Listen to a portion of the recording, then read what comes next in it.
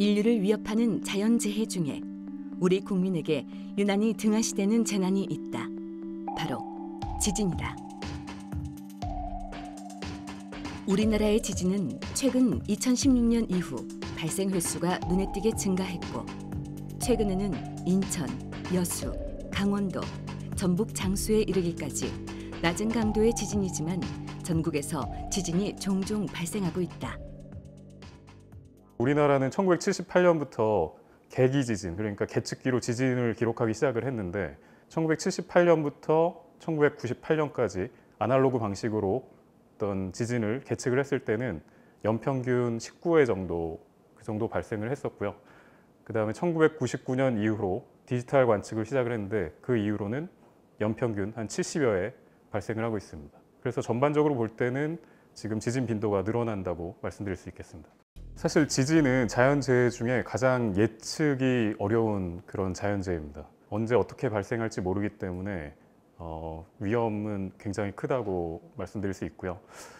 지진의 규모나 그다음에 인구 밀집 정도, 그다음에 건축물의 구조 형식, 내진 설계 유무, 집안의 상태 이런 것들에 따라서 지진이 발생했을 때 어떤 피해 정도가 많이 달라지게 됩니다. 예측하지 못한 지진이 발생한다면 우리는 스스로를 어떻게 지켜야 할까? 다행스러운 건 대한민국의 지진은 거의 5.0 이하인 경우가 많기 때문에 이런 상태에서는 사실은 흔들림이 굉장히 심해지면서 낙하물질에 대한 예방을 일단 우선시 하셔야 되기 때문에 우리가 지진이 일어났을 때 또는 흔들림이 있을 때 이게 뭐지라는 시간을 좀 줄였으면 좋겠어요.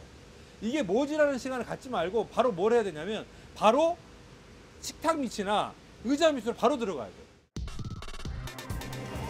또한 지진으로 신속하게 이동 시 비명을 질러서는 안 된다. 비명을 지르게 되면 공포가 주변에 확산이 되고 대피하는 사람들 사이에 혼란이 올 수 있다는 것이다. 가급적이면은 나를 도와달라고 요청하는 소리는 칠 수 있지만 비명을 지르지 말아야 된다.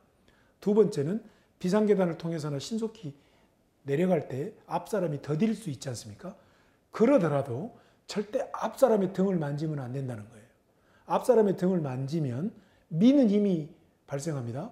그럼 저 뒤에서부터 주르륵 내려오다가 앞사람을 밀게 되면 앞사람이 넘어집니다. 이때 또 압사사고가 발생합니다.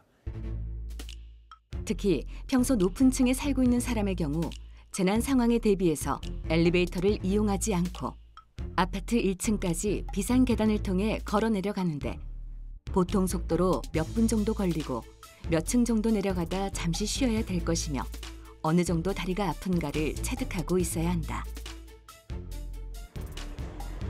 예측하기도 대비하기도 힘든 지진은 안전수칙을 알고 재빨리 행동할 수 있도록 연습하고 몸에 익히는 것이 중요한 것이다.